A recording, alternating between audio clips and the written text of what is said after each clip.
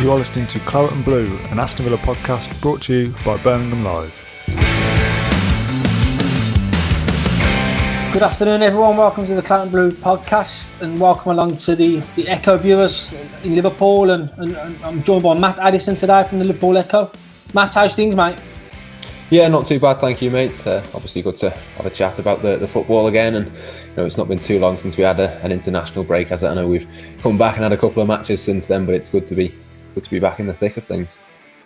How's the general feeling in Liverpool at the moment? Obviously coming off the back of a pretty disappointing showing against Madrid in midweek, but you were brilliant against Arsenal the previous week. A bit inconsistent, mate. What's the feeling amongst fans at the moment? Yeah, I think there's a little bit of frustration. I think, obviously, as you say, it is that inconsistency. Liverpool were so good against Arsenal. I think that was possibly slightly down to how poor Arsenal were on the day. But yeah, to then not be able to follow that up against Real Madrid has really been the story of Liverpool for the past few months, really. They've had lots of opportunities to kick on and move forward with a positive result, but then they just haven't managed to do it. They've then had a couple of negative results. They've bounced back, and it's sort of been the same pattern happening again. So I suppose, from a Liverpool perspective, there's been a few examples of them being able to recover from poor results, but not really been able to put that consistent run of form together. And to be honest, I think Liverpool's Champions League hopes is what fans are talking about at this moment in time. It's quite simply a case of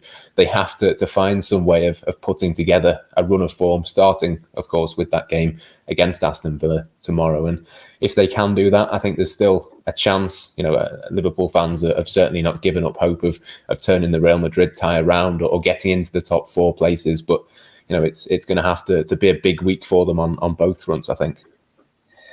How was Klopp today? He had his press conference today. He was quite spoke glowingly of Aston Villa. He was quite sarcastic in a few of his remarks as well. He said, I think everyone scored a hat-trick that night, in referencing that 7-2. Spoke really well of Ollie Watkins. Do you reckon that 7-2 hurt him at the time? How was Liverpool's form after that? Because, you still had Virgil van Dijk at the time. It really derailed Liverpool's season, didn't it, at the time?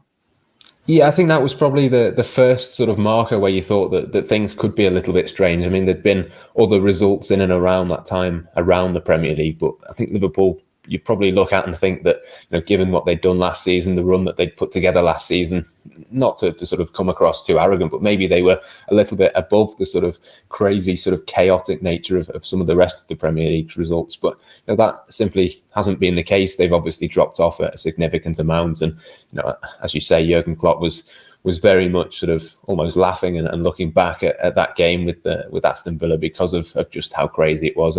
He certainly wasn't laughing at the time. Liverpool really did struggle. And as you say, we sort of talk a lot about Virgil van Dijk's injury and the issues that Liverpool have had without him in the team. But he was in the team, of course, on that day, and that still happened. So I think it's been a case of more than just that. Their form since then, particularly defensively, has not been perfect, but it's certainly, over the last few weeks not been, the big issue, considering the players that they've got there.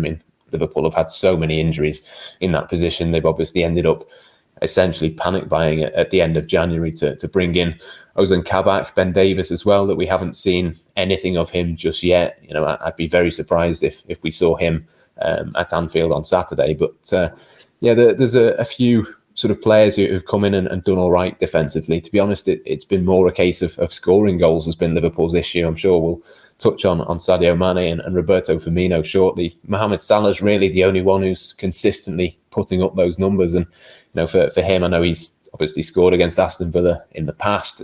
He's sort of the one that's on track for a 30, 35 goal season, whatever it might sort of be at the end of the season. I think, as strange as it sounds off the back of a 7-goal defeat, it's really been the other end of the pitch that's been an issue for Liverpool, certainly in this calendar year.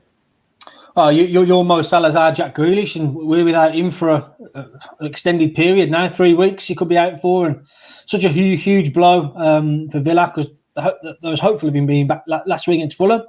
Not the case. He's had another setback. He started taking Salah out the Liverpool team. Just not going to fire without him. But last week against Fulham, Villa stepped up, 4 or 15 minutes, and they stepped out of his shadows. And the likes of Trezeguet come to the fore, and Keenan Davies. So hopefully more of the same on Saturday. What's the general team news? Liverpool, Matt. Anyone expected to be out? I think in terms of the team, it's not going to be massively different. Jurgen Klopp did his classic line of, he always says, well, we're going to be training after the press conference. So when he was speaking earlier today, he didn't really give anything away. I don't think there'll be anybody major returning. I don't think there'll be, any additional injuries. I think, the team for Liverpool is probably going to have a couple of changes, just given the fact that they've played Real Madrid. They've got Real Madrid next week, midweek as well. So I think there will be a couple of changes. But, in the crucial areas, I would be surprised if there were that many changes. I mean, we could maybe see someone like Roberto Firmino come back into the starting 11 potentially. I think it'd be interesting to see, what happens with Naby Keita. Obviously, he came off in the first half midweek. But in terms of injuries, I don't think that there's anything major. I think, the Liverpool 11 that starts that match is fairly predictable. I think there might be one or two changes at some point, maybe for Liverpool in the fullback areas. But I would be surprised if Jurgen Klopp decided to sort of do that against Aston Villa, because, we've seen in the past that, Liverpool defensively, at least, are going to have to be, absolutely on their game to stop the Villa threat. So I think I would be surprised if at some point, before the end of the season, Liverpool have got 8 games left. I'd be surprised if we didn't see someone like a Nico Williams or a Kostas Tsimikas come into the team, maybe for, just a one-off Premier League game. But I wouldn't be expecting that, to be honest, for tomorrow, just because, Liverpool will have huge respect for Aston Villa, and it's really a must-win game for them. I'll throw Louis Barry in against Jack, because he scored against you in the FA Cup, did really well against Nico Williams as well, and he's worth a shout. But yeah, what have you made of Villa this season from the Liverpool perspective? You're a football fan watching from afar. What have you made of Villa this season? I've been really impressed, to be honest. There's a lot of really, really good players in there. I think the only thing that Villa lack from my perspective, and obviously you guys will know far better than me, is just a little bit of squad depth. I think, you look at that first 11 and there's not really a huge amount of weaknesses. Obviously, Jack Grealish is the one that you'd look at and say is the outstanding player. But I think, Ollie Watkins has certainly proved me wrong. I was really, really surprised with the fee that Villa paid for him, but he's been worth that. You look around the team and, there's real quality there. There's nobody that you'd look at from a Liverpool perspective and think, well, we can definitely get at them, because there is just no obvious weakness. So, yeah, it's going to be a really tough game, I think, for Liverpool. I think they will want to sort of put right the 7-2 and make a bit of a statement, certainly to help put a poor run of results at Anfield to bed. And I think they do have to show not just a bounce back from the 7-2 and a bounce back from recent form and the Real Madrid game midweek, but it's really a must-win game to sort of cement themselves, Liverpool, even to get into European competition. I'm sure Aston Villa have got one eye on that, but I think for Liverpool in particular, to not even get into the Europa League, which is still a possibility for them, given the way that the standings are at this moment in time, that would be a huge disappointment, obviously, given the fact that Liverpool were Premier League champions by a good distance last season. So for them, it's all a case of just trying to win the game, get back and sort of focus on themselves. But certainly from an Aston Villa perspective, there's a huge number of threats that I think Liverpool will certainly be very, very worried about. I want to just pick up on Villa's defensive heroics this season. I think we spoke about this before. Ezri Konsa has been a standout for me. And Tyrone Mings and Emi Martinez in goal. A bit of embarrassment of riches in terms of Villa's back line, which is the same can't be said of Liverpool's, can it? Although you had 2 back-to-back clean sheets in the Premier League now, but just how big a concern is Liverpool's centre-back pairing, and defensively, where can Villa really get at them as well? Yeah, I think for Liverpool that is an obvious weakness. I think in terms of the 2 centre backs, you look at Kabak and Phillips, and I think that the big thing that they lack really is pace. I think that is certainly something that I'm sure from an Aston Villa perspective, that is something that they would be looking at. If you can get 1 or 2 of the quicker players in and around them, I think you'd be slightly worried about leaving space in behind from a Liverpool perspective. I mean, I don't know what you've made of the 2 centre backs from Liverpool just from watching them, but I think on paper, certainly at least you'd see them as a weakness. I think Nat Phillips is very, very good in the air, and if you try to sort of play up to him in that sort of regard, it's probably playing into his hands a little bit. But certainly, someone like Ollie Watkins is brilliant at getting in behind, and that is the sort of area of the pitch that I'd be slightly worried about. I mean, I'm a lot less worried about it, let's be honest, without Jack Grealish being in there, because I think his dribbling ability and ability to beat players and get into the box would be a huge concern for Liverpool defensively. They don't tend to like that sort of directness coming at them, certainly in that sort of area of the pitch. We saw that against Everton with Richarlison and that sort of thing, that the ball in behind, the centre-backs is a real sort of issue for them. They're not the quickest at turning and getting back into position, I don't think. And I think that's a real strength of Aston Villa, to be honest, the two centre-backs. And it is definitely a contrast and something to sort of watch out for, really, from a Villa perspective, in terms of finding a place for Liverpool to sort of be targeted at, to be honest. Yeah, I watched the Leicester-Liverpool game previously. I think Jamie Vardy caused you countless problems, just relentless press. I think Watkins will look to do the same on Saturday, just not giving defenders a moment's peace, and that's where the errors came from Kabak, like you say, on his debut, and I think that's an area Villa can exploit, to be honest. Midfield, how's your midfield shaping up? Because that's been an issue for Aston Villa since Grealish has been out. We haven't really got a stranglehold in midfield. Is that an area you can dominate? Has that been a plus for Klopp?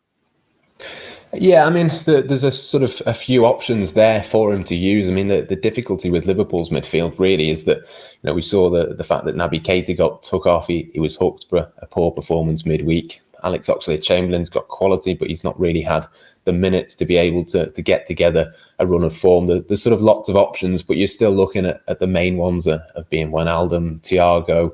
Obviously, Henderson is out injured at this moment in time. I think it can be a strength of Liverpool when they're at their very best. But, even Thiago Alcantara this season was meant to be this sort of transformational player in Liverpool's midfield. He was meant to take them to the next level. And, the injuries and the form that Liverpool have had is maybe just not allowed that to happen, to be honest. I mean, I think that the midfield is a really interesting area of the pitch to look at. I know, obviously, Aston Villa signed Morgan Sanson, didn't they, in January? I don't know, from a Liverpool perspective, it'd be interesting to sort of know how well you think he's fitted in and whether he would be sort of one to watch out for. Because I think, the midfield, you might look at it from a Villa perspective and think maybe that's Liverpool's strength, but there's certainly an opportunity there, I think, for Villa to sort of get around them and be physical and be quick and sort of maybe get the upper hand in that. I don't know what you'd think of that.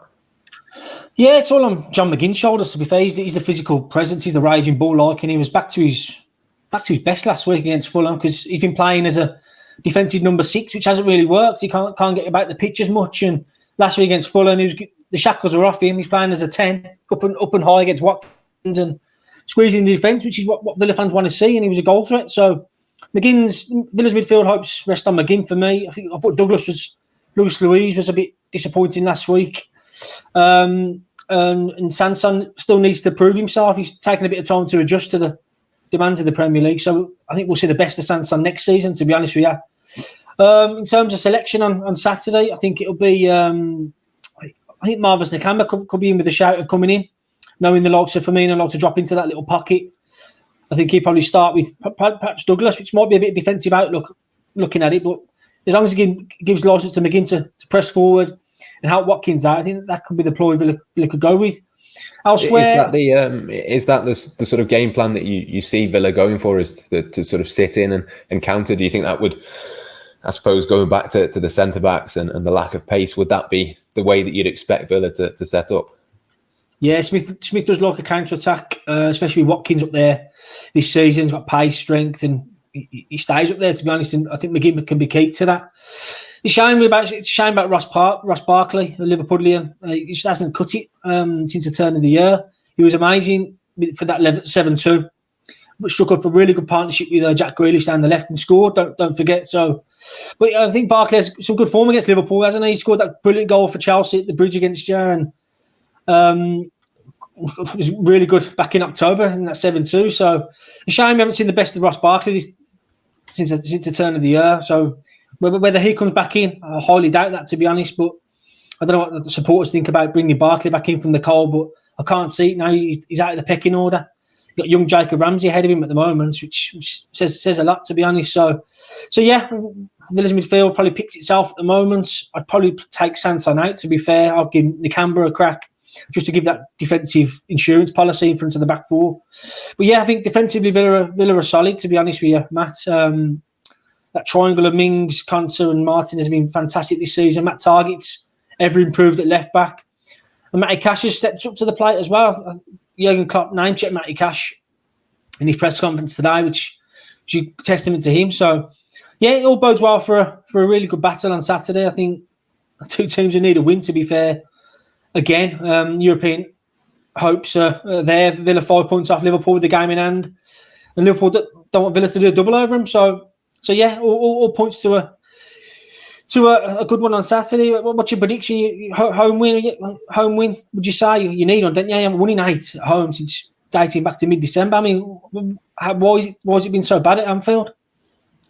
It's really a difficult question to answer. I mean, it's one of those that, Liverpool for so long under Jurgen Klopp, really, that's been a huge strength. They went, so many matches unbeaten there, and that was sort of teams coming to Anfield last season already thinking, a point here would be absolutely fine, because that would be almost a bonus, because Liverpool had been so good there, and I think they won all but one. They drew one and won the rest at Anfield last season. It's just sort of been the opposite of that this season. So I think, obviously, I think fans play a huge role in it. I think that the fact that it's almost been a really strange season in that regard, and teams have been able to sit in and defend and frustrate Liverpool. I mean, that they went on a run of a few, 6-7 defeats on the bounce, where essentially the blueprint, which I wonder if Aston Villa might try and replicate it, really was to just sit in, have 2 banks of 4 or a 5 and a 4, as Brighton did.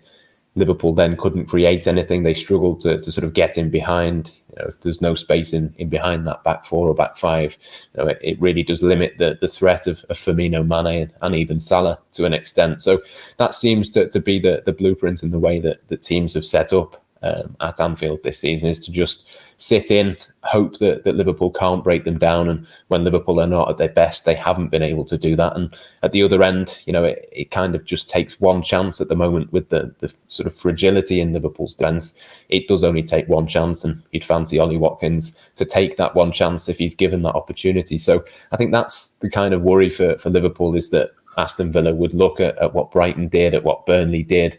These are not as good a teams. They don't have as much quality as what Aston Villa do on the counter-attack in particular. But I think if Villa can sit in, defend deep and sort of counter-attack and take 1 or 2 of their opportunities, there is a real opportunity for them to get very close to Liverpool in that table.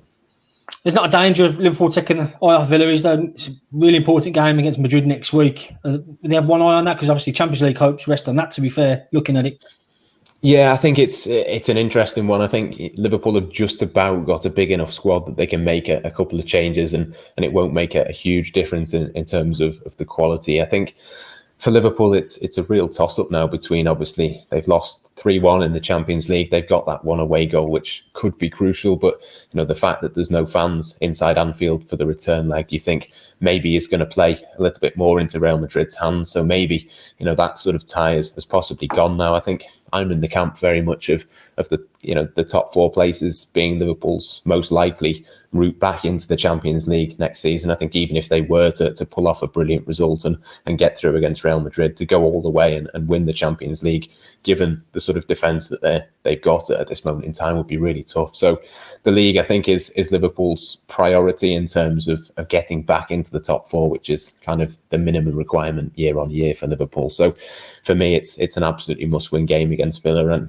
to be honest, I think that the players, they performed so poorly, particularly in the first half against Real Madrid. I think the second leg is kind of out of everyone's minds. I think the immediate thing for Liverpool is to put in a performance tomorrow, and they are going to have to put in a performance against Villa. I mean, obviously Villa have come off the back of a win last week. They'll be confident as well, but I think I'm backing Liverpool certainly to put in a performance, and then it's just a case of is that good enough to get them the 3 points. I'll put you on the spot here, Matt. What one player would you have at Liverpool? Obviously, Jack Grealish, not for sale, mate, so he's out injured anyway. But of Villa's current fit roster, what one player would you like to have? Or one player Liverpool desperately need that's impressed you?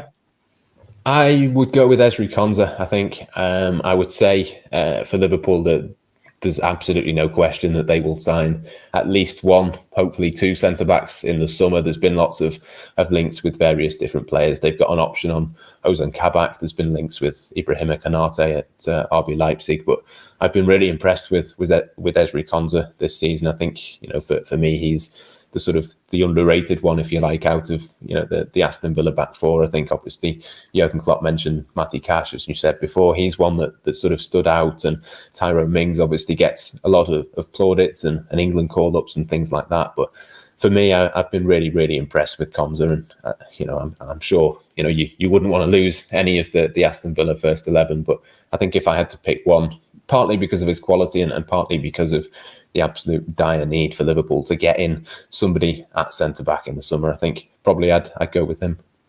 I wonder if any of the comments, any of the readers, viewers would swap Konsa for Mane. Mane out of form.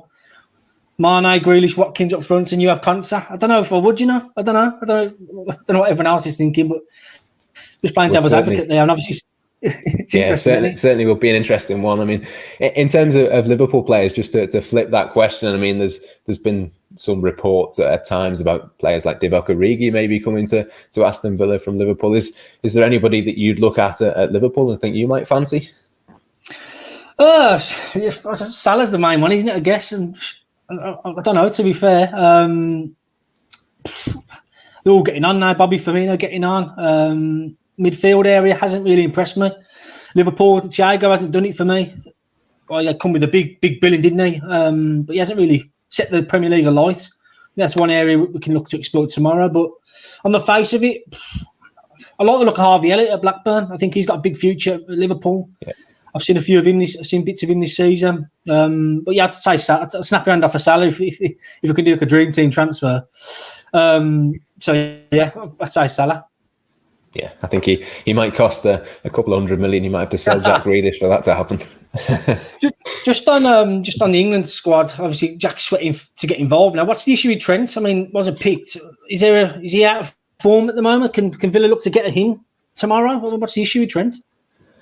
I think there's been a narrative for a number of years about Trent's defensive abilities, and the mistake midweek probably didn't help his case. There's been a lot of talk this week, and obviously he gives away a goal, obviously against Real Madrid, and that wasn't ideal. But I do think it is massively exaggerated, the sort of lack of ability, if you like, that he has defensively. He's played in huge games for Liverpool. He's played against the biggest and the best teams in the world, the biggest players, and done fine. It's just a case of people remember the mistakes, don't they? They don't remember the Champions League knockout games against Manchester City, where he sort of kept Leroy Sané and Raheem Sterling quiet. They sort of remember the other bits where he's been turned inside out by Marcus Rashford, for example, for Manchester United. So I think it is obviously the case that he's better going forward than he is defensively, but I wouldn't say he's one that, if you were Dean Smith or you're one of the Aston Villa analysts, I wouldn't suggest that he's one that you'd look to target. I mean, there's certainly more sort of weak points, I would say. There's the two centre-backs at Liverpool for me are not quite at the level at this moment in time. And Ozan Kabak's only just come in. It's very early days, but I think certainly if you were looking for somewhere to pinpoint in terms of a weakness, I think you'd go for the centre-backs over Trent. But yeah, for me, I mean, it's bizarre that Trent didn't get into the England squad. I think England have got a very select few number of players who've got the ability to become a world-class talent. And for me, I think Jadon Sancho, Trent Alexander-Arnold, there's these sorts of players that even if they're not in the best type of form, they're not at the top of their game. I think you just have to sort of get them in there somewhere. So yeah, for me, if it was my choice, there's no doubt that Trent would be going to the Euros. But the fact that Gareth left him out of the latest squad would probably point to the fact that he's probably not thinking of taking of him. So yeah, it's an interesting one, but it's a very strange one for me. Yeah, I just want to pick your brains about Sadio Mane. We spoke about this previously as well. I mean, he's been a thorn in Villa's side ever since he came to England for Southampton. He scored a rapid hat-trick, and he just scores every time he plays against Villa. But his form this season suggests otherwise. I mean, he hasn't been at it at all, has he? 3 goals in 20-odd games. I mean, what's that down to?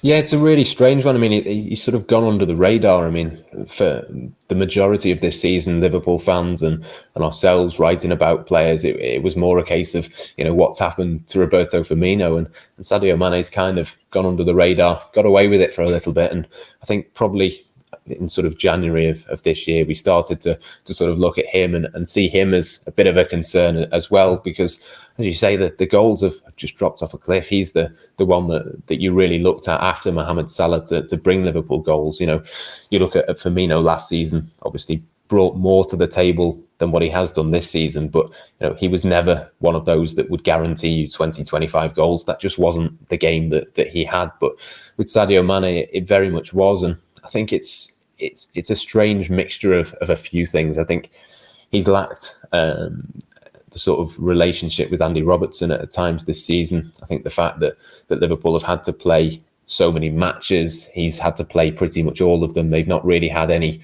kind of options, particularly with Diogo Jota being injured for 3 months or so. They've not been able to rotate him. I think it's a little bit of mental fatigue as well as physical fatigue, and he just seems to lack a bit of confidence at the moment. And I'm confident that he will find that again. I think it probably just takes one match where he gets a couple of goals, finishes things, and sort of gets himself back into the groove. But it's a massive concern, I think, for Liverpool, because he's at an age where it's not like, he should be inconsistent at this moment in time. He's at an age now where he should be sort of entering his prime years, his peak sort of point of his career. So it's interesting. It's certainly something to look out for heading into next season. But I think it's not just Sadio Mane. There's a few Liverpool players that I just think they just need the summer. They need a little bit of a break, get into pre-season, hopefully get fans back in the ground next season, and things will come back to a little bit more normality. Yeah, last one from me, Matt. I mean, what can we expect for Liverpool in the summer, transfer-wise? I mean, you can ask me about Villa as well. But is going to be major surgery there? I mean, how are they going to get back up to challenging for the title again? What can you see happening? I don't think it's going to be wholesale. I mean, there's been a lot of sort of speculation about who Liverpool might go for.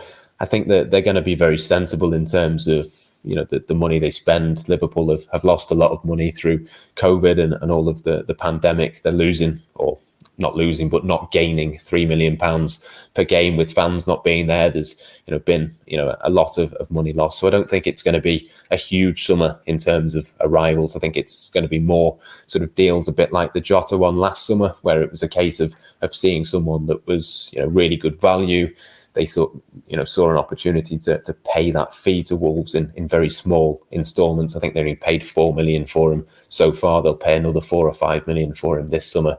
It's going to be a case of doing what Liverpool do, really, which is trying to be clever, trying to find players who are maybe a little bit undervalued. And for me, I think there's three priorities. I think centre back, they have to solve that.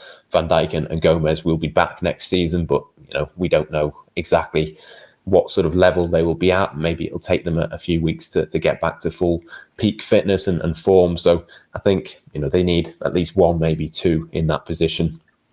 Gini Wijnaldum leaving is a huge loss, particularly on a free transfer. I mean, he's played pretty much every game for Liverpool this season. It's been incredible, how sort of consistent he's been, not just with his form, but with his injuries. He can just play 90 minutes twice a week, every week, and not really feel it. So I think finding someone who can come in and fill that sort of void is going to be a huge thing. And then I think there's going to be a couple of departures in the front line as well, not the usual front three, but I think Shaqiri this summer will move on. Very nearly did last summer.